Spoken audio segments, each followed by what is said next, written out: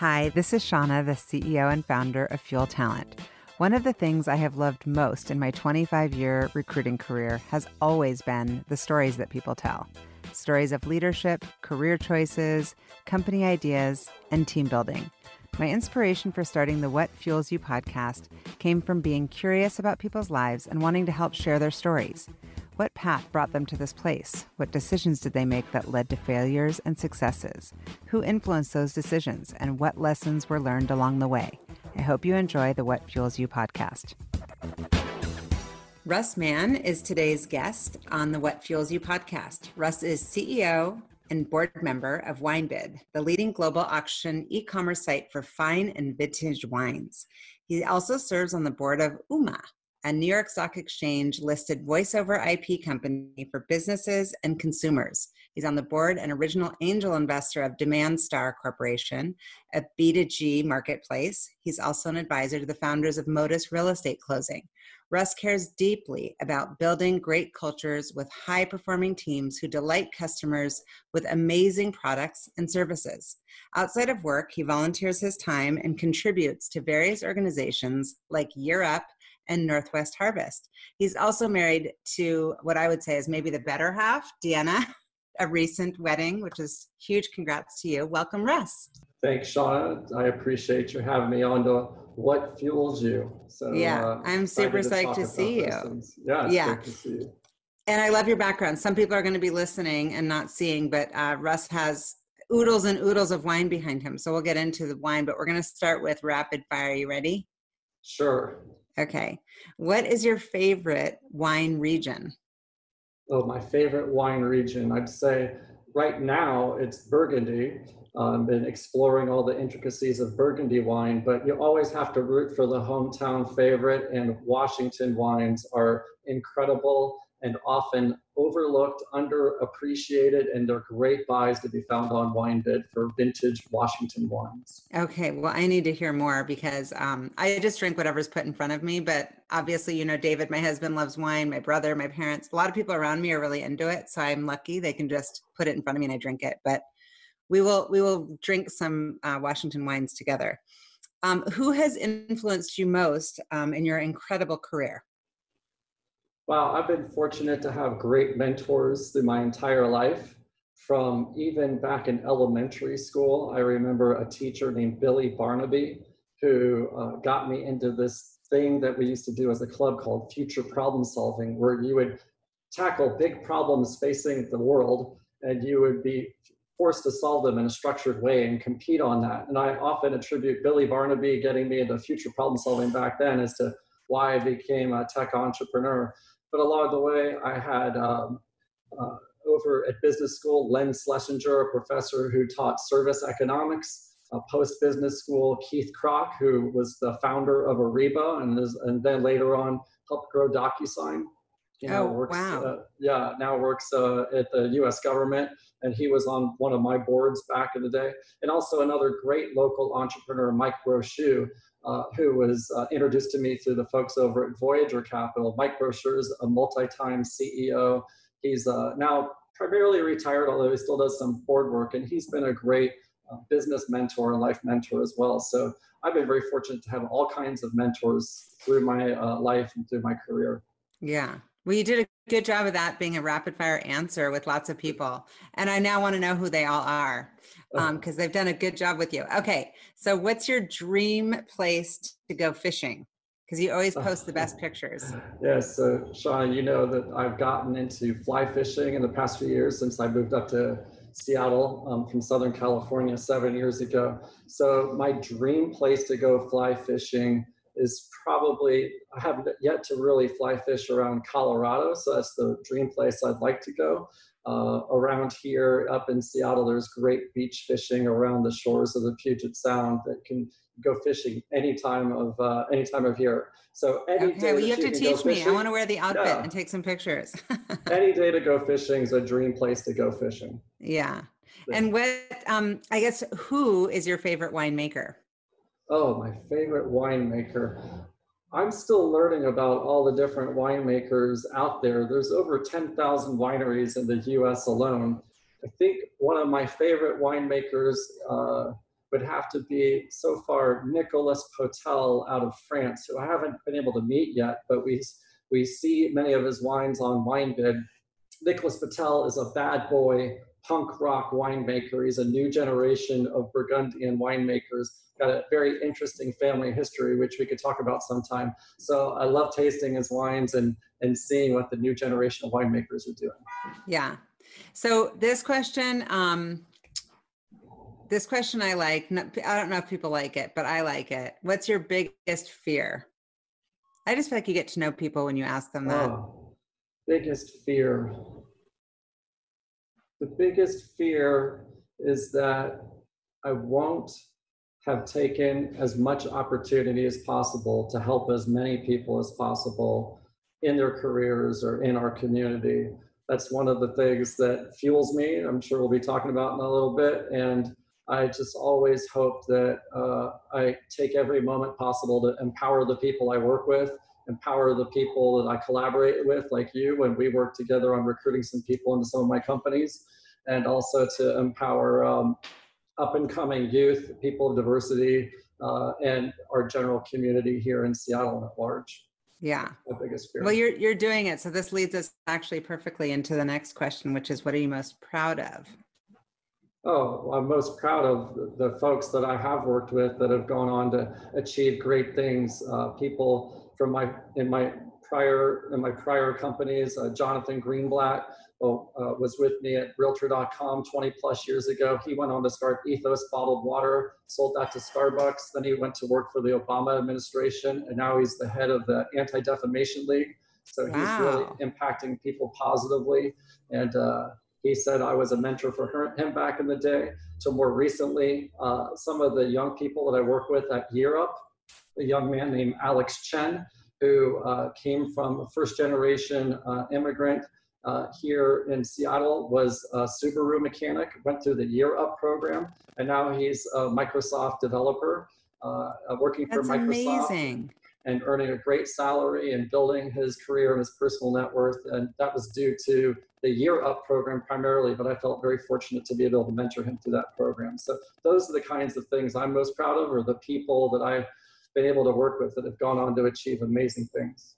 Yeah, you must feel great about that. I've always been super curious and kind of fascinated by Year Up, and I want to definitely learn more from you about it. Sure. Okay, this is our final rapid fire, and then we're going to get into the meat of Russ Mann. You ready? Yep. Okay, if there was a movie made about your life, what would it be called? Oh. It sounds like something around giving back to others. Yeah, maybe it would be my old life, the cowboy, fisherman, entrepreneur who comes through town, does a few good things, and then hopefully rides off into the sunset at the town with a fabulous glass of Burgundy in his hand. Exactly. I know, that's like, Burgundy's supposed to have like a lot of value, right? I mean, that's part of your business too, is thinking about the numbers. Yeah, absolutely. It's trying to help consigners get the most money for their wine and keeping track of all the trends of all the different wines around the world. Yeah. Cool. Well, so I met you, gosh, I think it was probably 7-8 years ago, I'm guessing. And, you know, I'm meeting you as a tech entrepreneur, Harvard MBA, super badass. And I'm just curious what you were like when you were little, or when, what kind of got you to this place? Who kind of mentored you and developed you along the way besides the teacher you were telling me about? Yeah, we talked about Billy Barnaby. I think you might not have expected me to be a tech entrepreneur if you saw me when I was a kid, because I was a kind of arts nerd. I did well in school. I grew up in upper middle class Orlando, Florida, but I was doing student council. I was doing the school newspaper. I was doing the school play. I was I started an 80s new wave band. So it was what was it called? Oh, it was called As Is. I like it. It was called One Way. Had many different names. It pivoted. And what were you in the band? Were you singer, guitarist? I was guitarist and backup singer. Oh, that's so fun. That's awesome. Wait, I didn't know. Now I'm going to call you out and make you play guitar and sing while we're drinking our wine. It's been a long time. So tell me about your parents. Like, did they value education? Was that really clear to you that, Oh, you'd go on to go to a absolutely. school like Cornell? Yeah, so my folks, my dad's a lawyer. My mom was an entrepreneur, actually, and also very artsy. She had many different interests and things that she did, from helping be an accountant for small businesses to doing a photographic studio and doing a catering business. So I think that's probably that weird mixture of legal background. And my father was also a small office attorney. So Mm, they were both kind of entrepreneurs, which maybe that's what led to me being an entrepreneur now. yeah. But with regard to education, the basic rule in the house was B's or better. Basically, A's were expected, B's or better. Anything less than a B, you got grounded. So no You got grounded. car, no going out. Did you ever get grounded? It sounds like you must have had great grades to get into Cornell. Well, I got, I think, 1C in calculus in my senior year, but outside of that, it was always A's and B's. I actually didn't go to Cornell at first. I went to Emory for a year, and Mm. I ended up transferring to Cornell. You didn't like Atlanta? I loved Atlanta.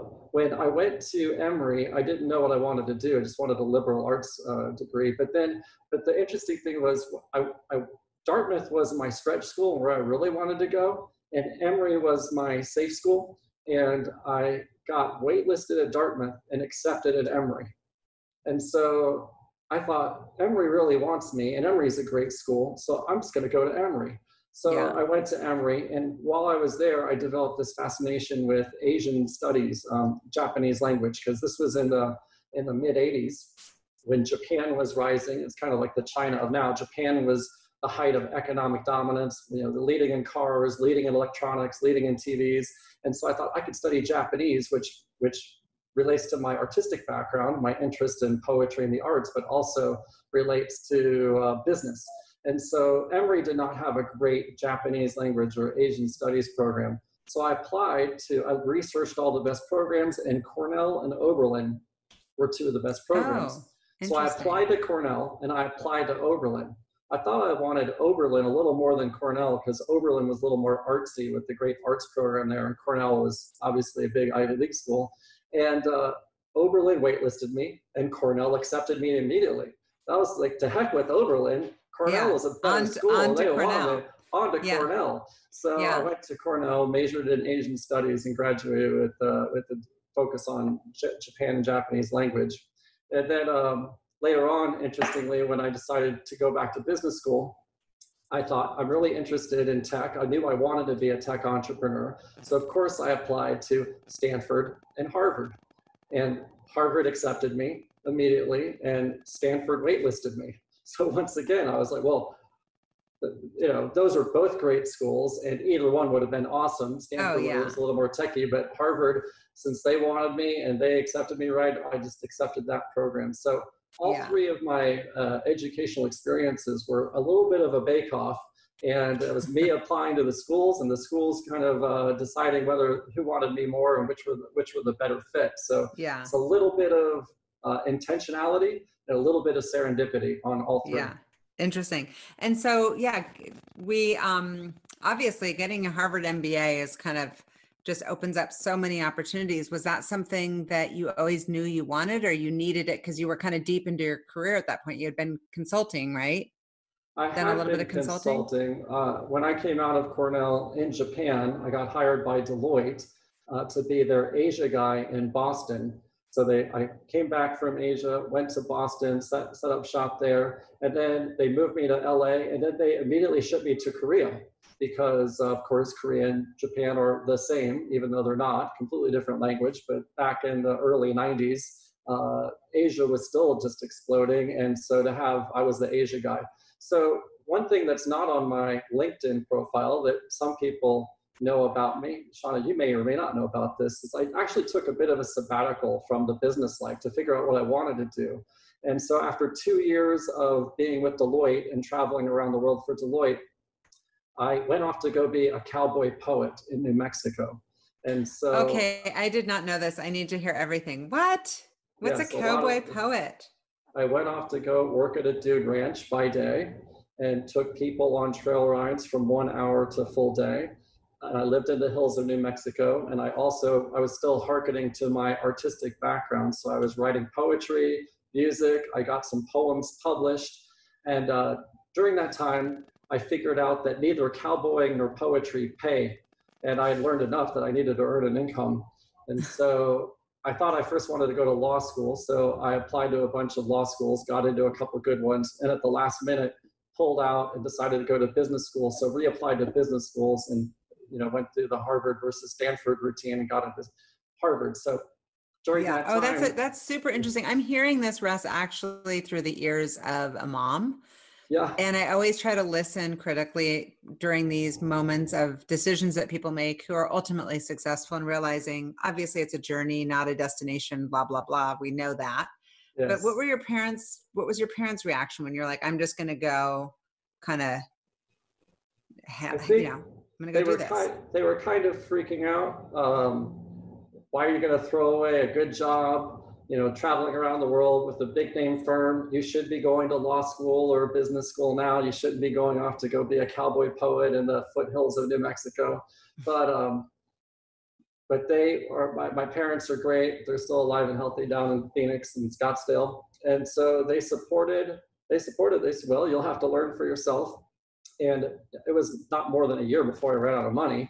But in the meantime, I had developed such a good relationship with Deloitte that Deloitte started feeding me clients. And so they had the largest healthcare system in New Mexico, needed an associate level consultant to help them with strategic planning. So that was a serendipitous introduction. That was another mentor of mine, Peter Snow, who's a great strategist in healthcare, brought me under his wing, had me on as basically an associate consultant for Presbyterian Healthcare of New Mexico, where I worked with them for a year and a half.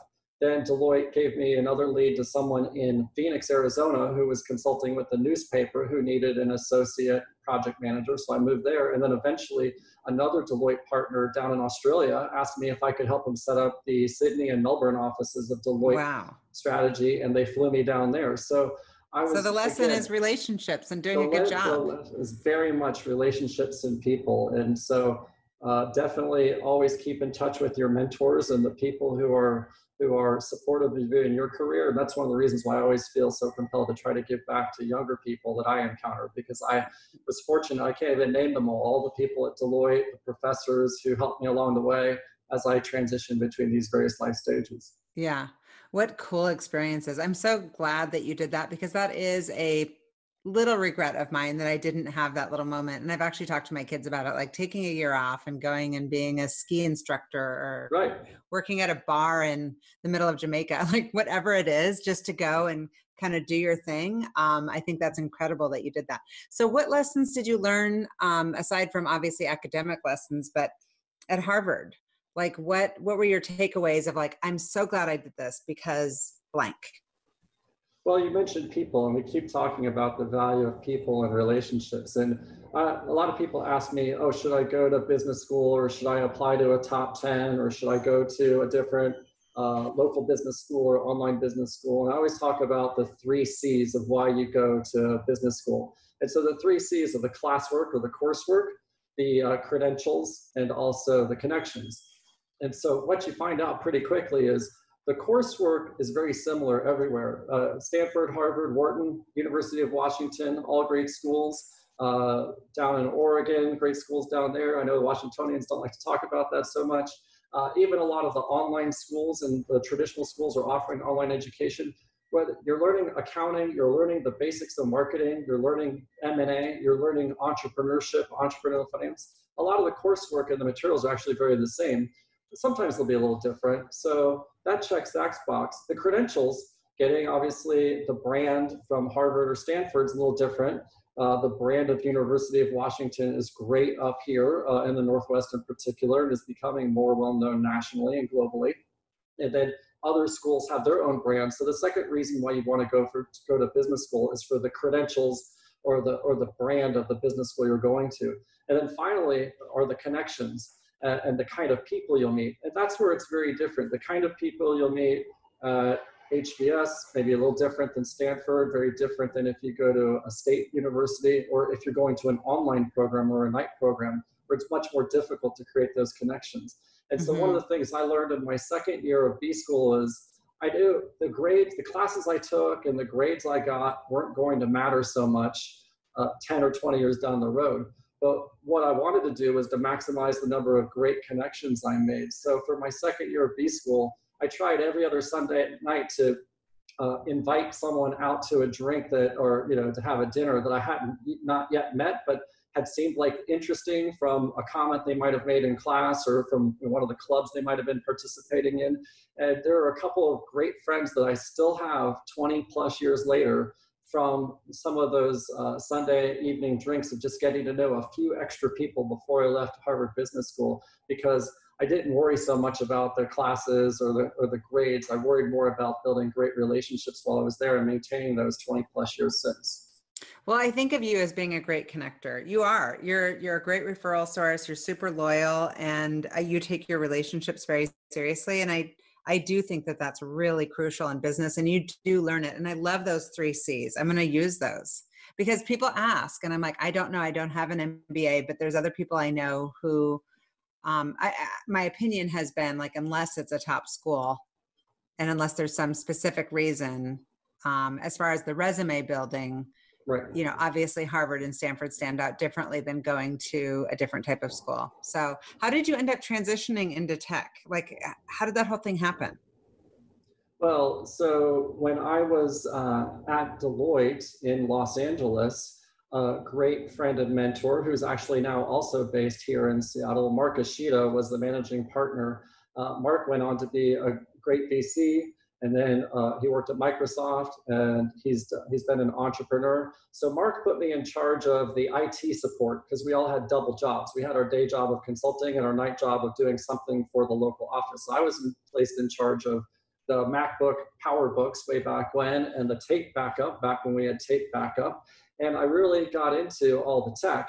And so then when I was a cowboy poet in New Mexico, I was on CompuServe back in the day.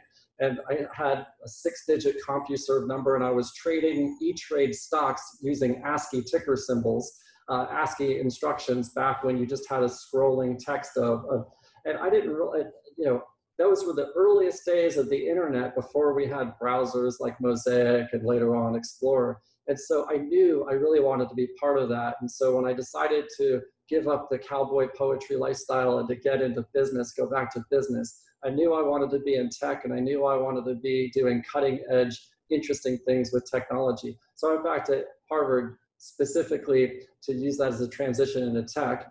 And coming out of HBS, I was so fortunate. I knew I wanted to be in CRM, customer relationship management, which now everybody knows, but back then very few people knew what it was. And I was introduced to another local great entrepreneur who was also a mentor of mine, Brent Fry. Brent Fry and the team at Onyx had just done their B round, and they were looking to bring on a few more MBAs. And I was introduced to them, and they recruited me. So my first job out of Harvard Business School was working as a product manager, product director at Onyx, and I got to meet Brent and all the incredible and amazing. Brent's amazing. Yes. Are you still in touch with Brent? He's one of my favorites. I love him. He is one of the greatest entrepreneurs of Seattle, between what he did with Onyx, now Smartsheet, and his newest firm, TerraClear. Yeah. And he's also, I mean, even more, I like to claim that I've helped develop a few people, but Brent has probably created more local CEOs and more local top executives coming out of Onyx and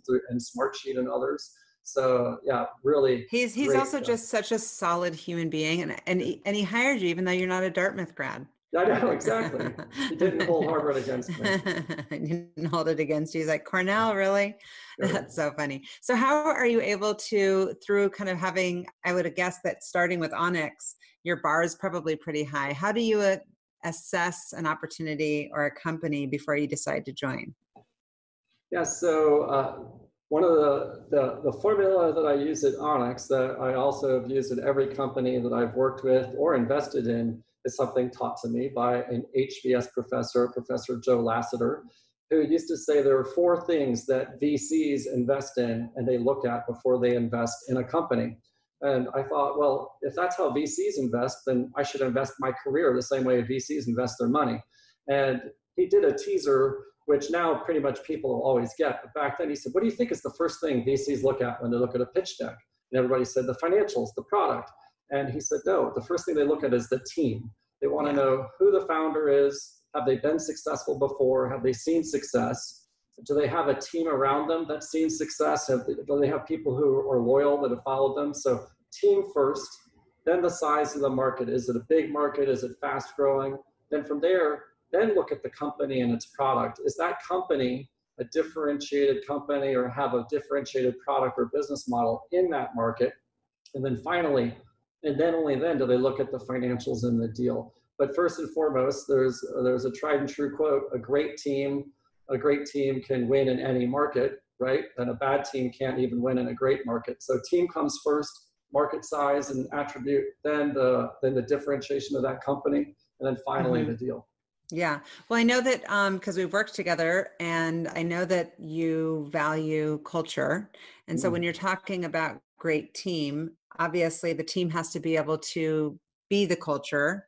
Yep. What role have you played in creating great cultures at the companies that you've worked at? Well, obviously it was different when I was coming up and I was first out of B school, coming into a growth company like Onyx as a product manager. And there's some folks around town who were back then there that could tell you some great stories of how competitive and aggressive I was coming out of B school to try to help Onyx win. And I think you might have also interviewed, or I'm sure you know, Mark Mader and some of the other folks here in town. Yeah, I haven't had Mark on yet, but I want to have Mark. I've had Brent on. I would like to have Mark. So they were all football players. They were very competitive folks. They appreciated my competitiveness.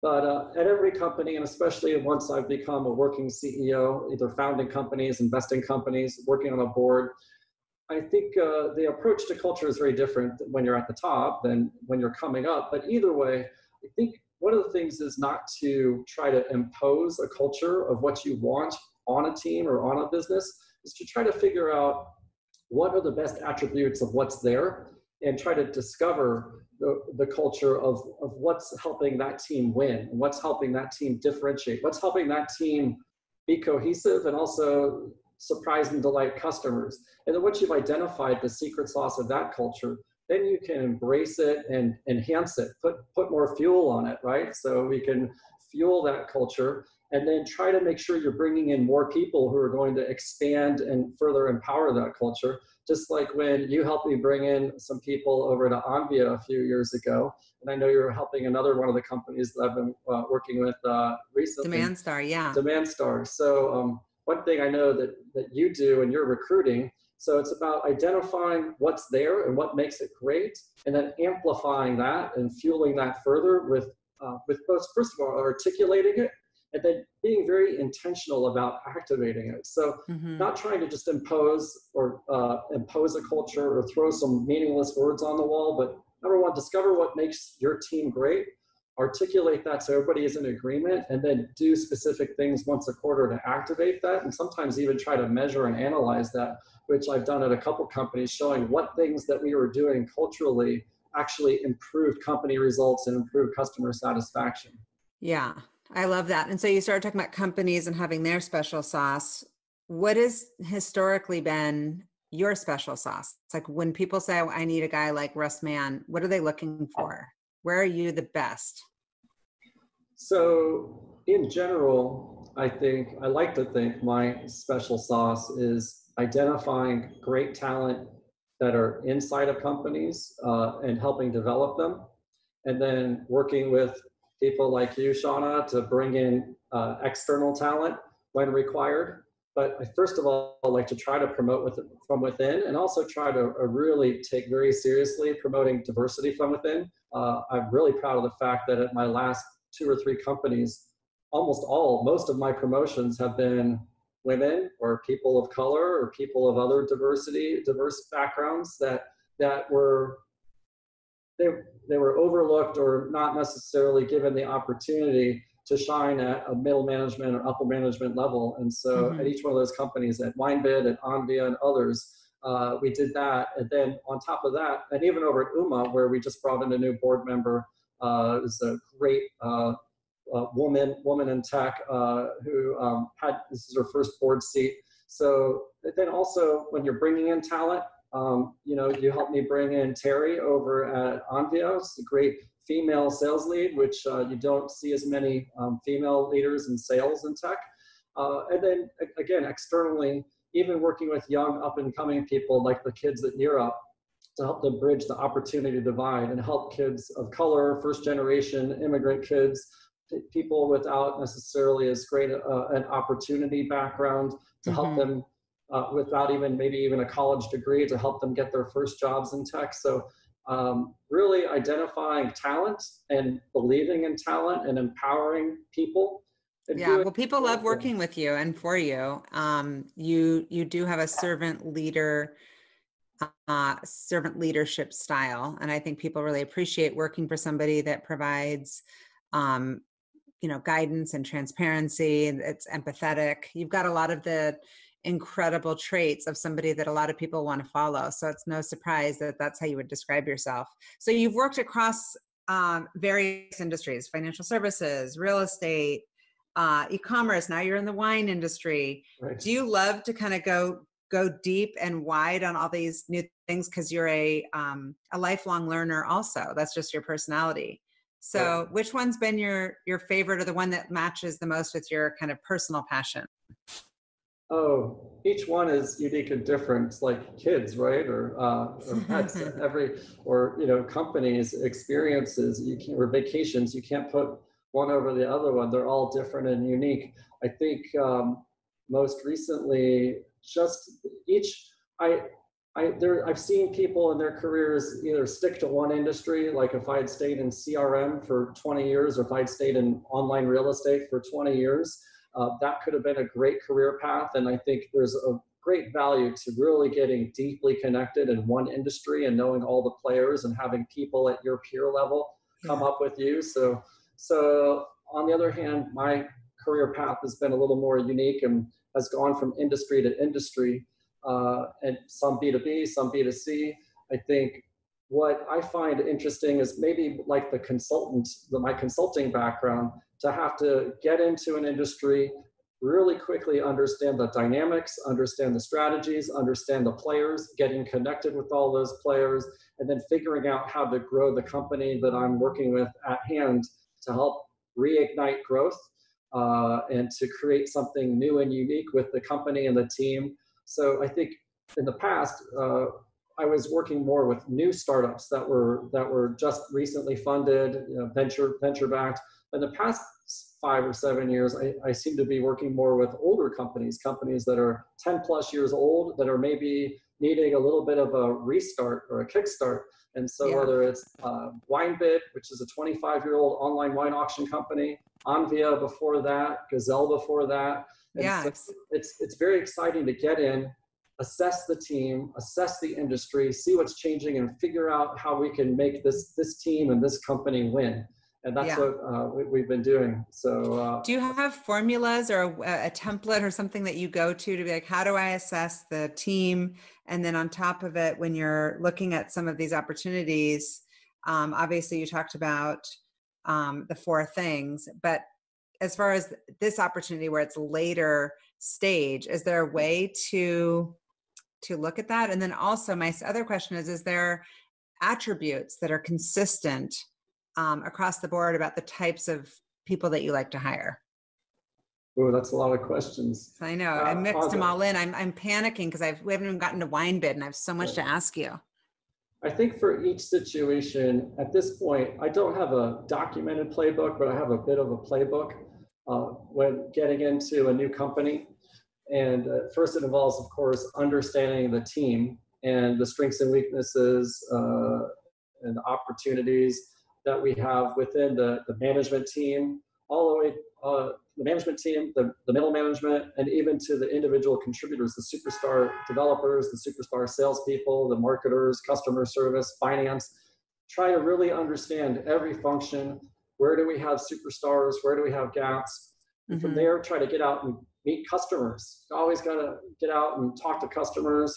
In this day of coronavirus, it's difficult, but whether it's a B2B company or a B2C company, like to get on the phone, get on a Zoom chat, try to go meet customers where they live, either in their offices, in their homes, out at trade shows, or in the case of WineBid, out at wine storage places or restaurants, to understand what do they love about the products and the services that our team are offering.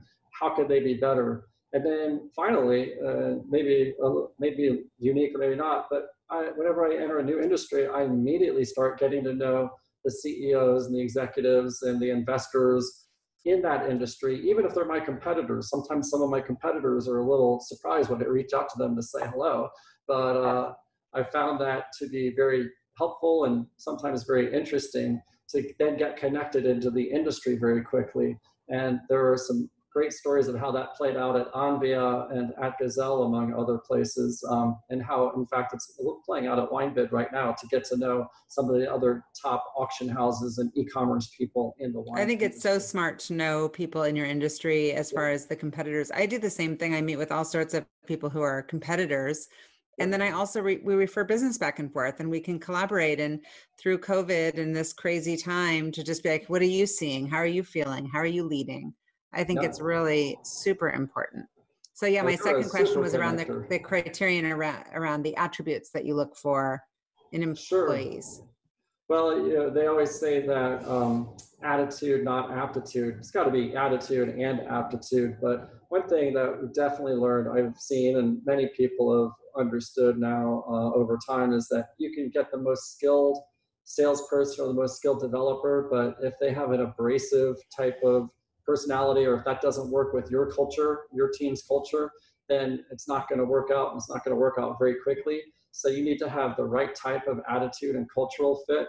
I think you want to believe that you can empower people and train people.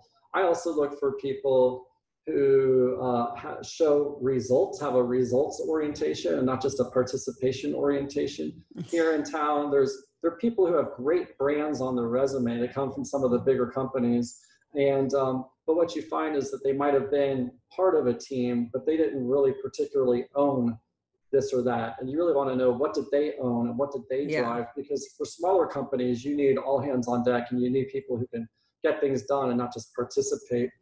And there's a bit of understanding of calculated risk taking. Being an entrepreneur isn't always about taking all the risk all the time. Being an entrepreneur is seizing opportunity, knowing when to put the pedal to the metal and seize the opportunity versus when to sit back and try to understand what's going on, and calculated risk taking. And so people who are taking too much risk or being too out there in the way they participate in a company may not be great, but people who are too shy and under the radar and just trying to keep a low profile and turn the crank every day also aren't a great fit in many startups or growth companies or in the kind of cultures I try to cultivate. Yeah, for sure. Well, you've gotten a ton of recognition for being, best places to work, most admired CEO, which was a super cool honor. I'd never seen that one. Ernst & Young Entrepreneur of the Year. So many different awards and recognition. I know that's not what you're about. You're about like putting the light on others. But which of those are you most proud of, or would you say made you feel successful, or is that not a way of measuring success for you? It's not I mean, obviously all accolades are always deeply appreciated, and some people say it's, even money is just a way of keeping some track. But I think more than, for example, the Greatest Place to Work one down in San Diego was really, that one was special because that one was a team vote. So all the companies and the people vote for that. It's not a PR thing or an advertising thing.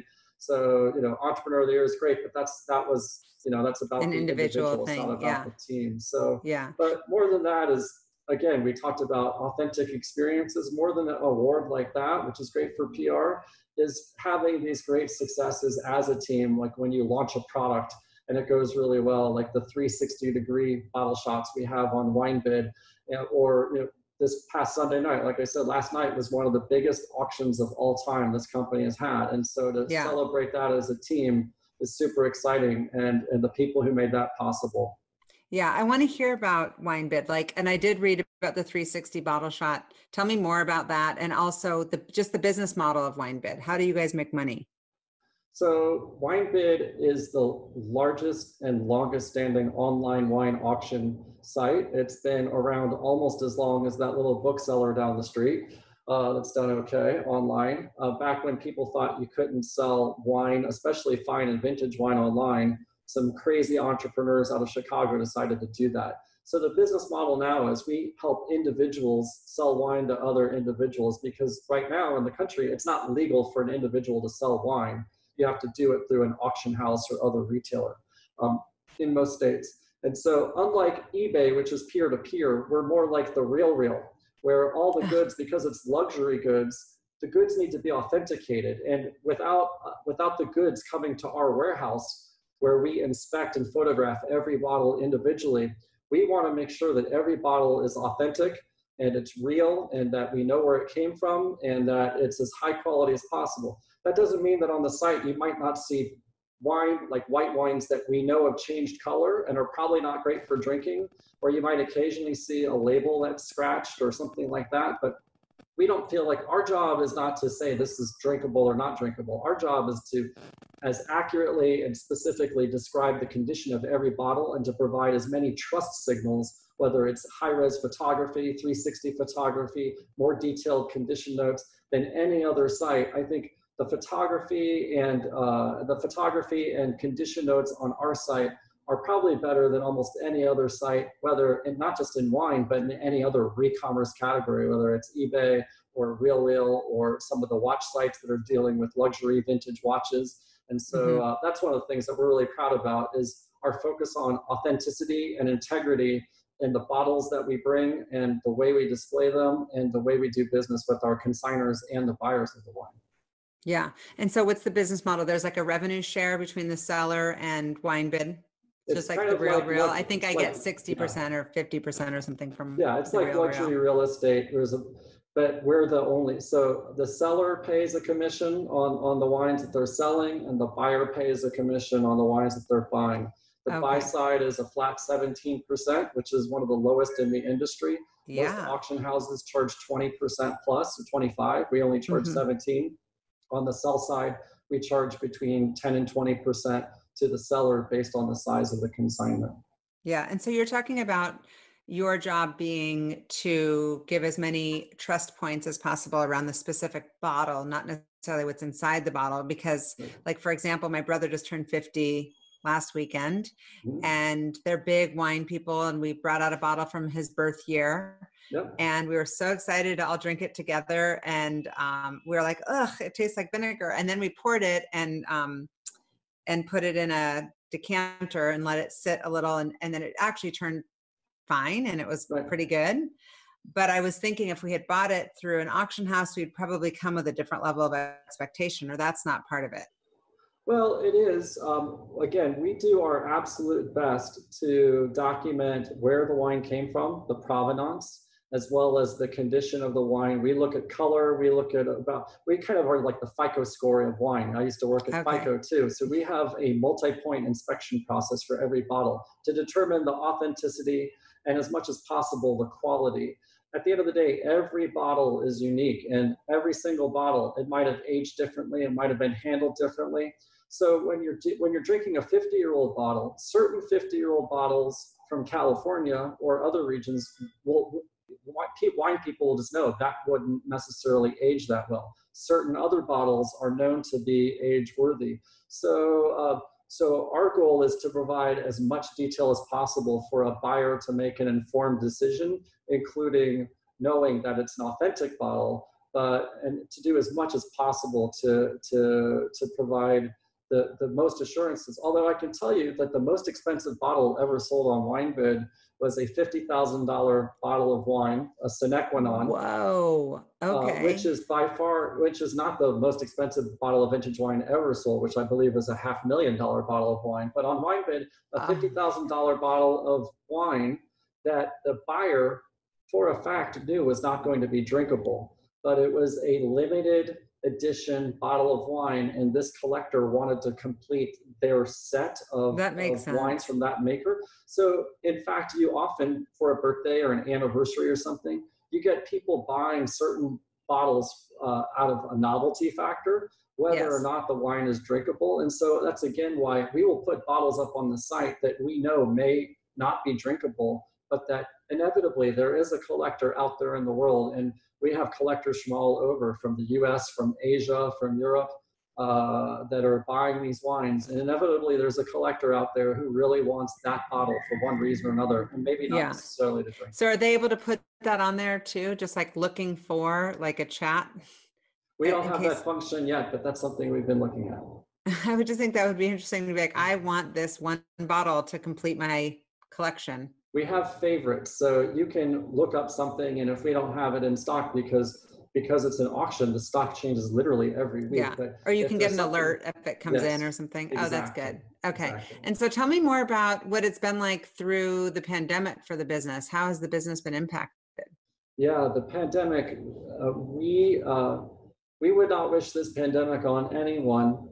However, I can tell you that WineBid's been doing well during the pandemic for a variety of factors. At first, we were concerned whether we would be allowed to stay open, but then it was very quickly determined that alcohol and wine is an essential business. It's part of food and beverage delivery, and there were enough people all around the country and in New York, California, and elsewhere that were clamoring for their wine that governors around the country declared that brick and mortar liquor stores as well as online wine were considered essential. So with that being said, what we found is the restaurants, a lot of restaurants and bars where people would normally go to drink fine wine have been shut down.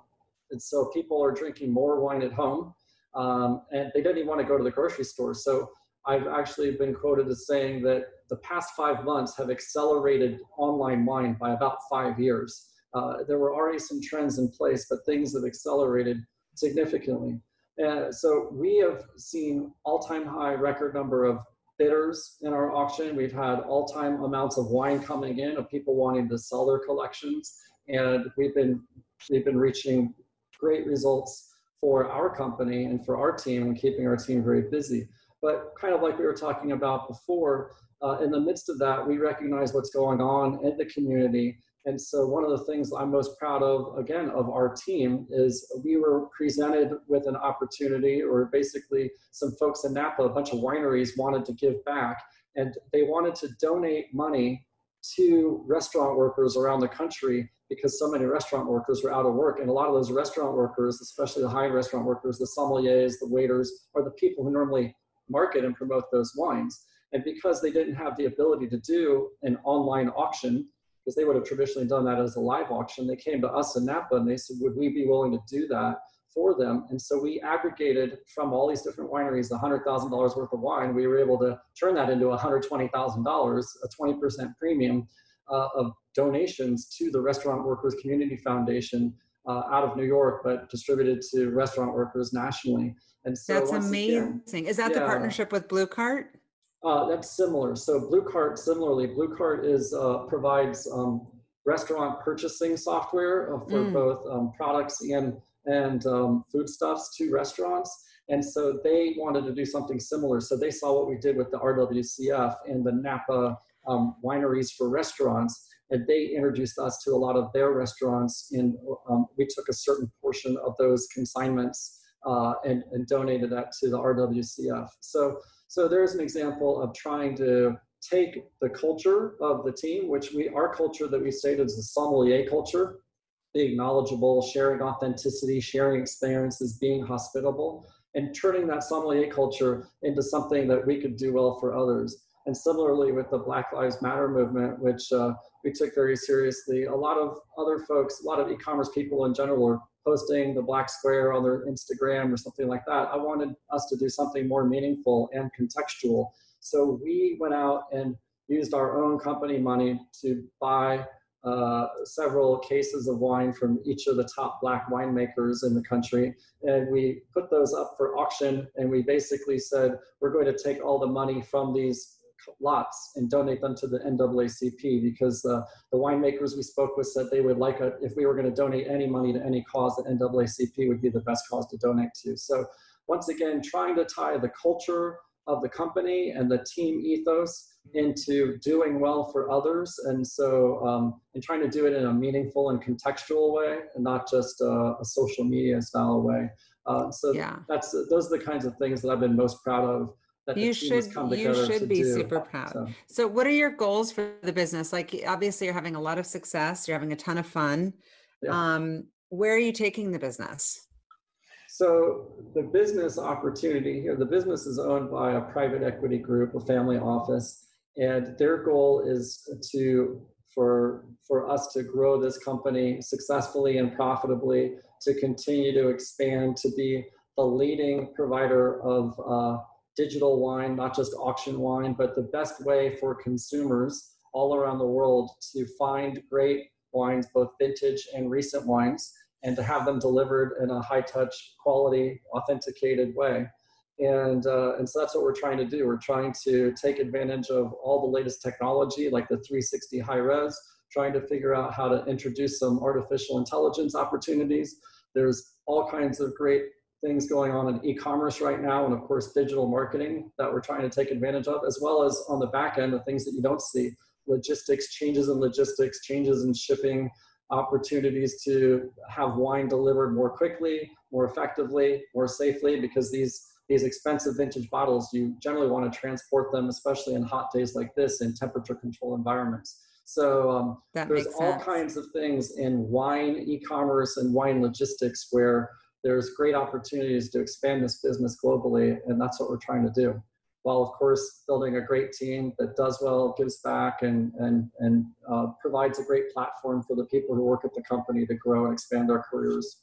Yeah, well, if anyone can do it, you'll do it for sure. So when you're not working, what are you doing? How are you unwinding these days? Because obviously people's stress level, whether they are aware of it or not, is probably higher than usual. Well, as we discussed, it's very often drinking a nice glass of wine, opening up and experimenting with some new vintage or producer. When I can, I try to get out and do a little fly fishing. Or, as you mentioned, my wife is very involved in the symphony. She's involved in the community with the symphony. And so we try to enjoy symphony. Now that symphony has been unfortunately closed because of the pandemic, we enjoy some of the digital streaming and production the Seattle Symphony has been doing. And then finally, it's actually very relaxing and very balancing and very joyful for me to be able to work with my mentees, both younger business people that I may be advising, or again, the young students from year up that I enjoy, both my current mentee as well as former mentees, who I like to keep in touch with and check in and see how they're doing. That to me is one of my greatest joys, is to work with those people. Is there any sort of rituals or behaviors that you do to keep, or to set yourself up, I guess, for a good week or a good day even? I have my daily ritual. I try to get up early. I want to hear. I've been getting into making nice coffee as opposed to just typical drip or Keurig coffee. So kind of like the culture of appreciation and the culture of authenticity that I've been getting to enjoy with wine, I'm now extending to coffee in the morning. I've been trying to get a workout in, like so many people, a COVID workout, which has had to change because I used to go to the gym, read the news, or Wall Street Journal and tech news, and then a lot of my day is touching base with people, either customers, partners, or my own team, because we are spread around the country. We're doing a lot of Zoom and Microsoft Teams meetings. And then at the evening, it's a debrief with my wife, who's also in tech, and then maybe a glass of wine. But that's kind of the routine almost every day. And then the weekends, trying to get out and maybe go fishing. Nice. Well, I love seeing you. My final question is, what fuels you? What fuels Russ Mann? Well, we've already, I think, covered it many times, that what fuels me is helping other people in business and tech, empowering other people, particularly people up and coming, people bridging the opportunity divide, people of diversity, women in STEAM, and others, helping mentor people at my companies, whether I'm the CEO or investor, advisor, and then other young people in the community. That's really what fuels me the most, and working with great people like you. So when I'm not mentoring people in my own company, but I'm looking to bring in people, you've helped me, Shauna, several times, and I know you're always on the lookout for great talent. You're a great connector. And Thank so you. working with people like you is what fuels me. Mic drop. Thank you so much for being on the podcast. I will let you know when it comes out. I'm super psyched to have time with you selfishly. And I'm sending you big air hugs and kisses to Deanna and everybody. Great. It was great. Thanks for having me on. And I look forward to when we can enjoy a glass of wine in person soon. I can't wait. Much continued success. I'll talk to you soon. Thanks. Bye. Thank you for listening to the What Fuels You podcast. Be sure to subscribe, rate, and review on iTunes, Google Podcasts, or Spotify, and follow us on social media to keep up with the latest news and episodes. You can also contact us at podcast@fueltalent.com to provide feedback, ask questions, and share topics or guests you would like us to cover in the future. We hope you feel inspired by our guests and that we have helped fuel your day. Join us next time for another episode of What Fuels You.